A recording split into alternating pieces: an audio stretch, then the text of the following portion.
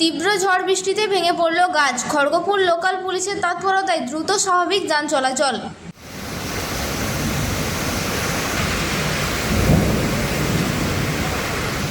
পশ্চিম মেদিনীপুর জেলার খড়গপুর লোকাল থানার অন্তর্গত সতকুই হাইওয়েতে তীব্র ঝড় বৃষ্টির জেরে রাস্তার ওপর ভেঙে পড়ে একটি বড় গাছ।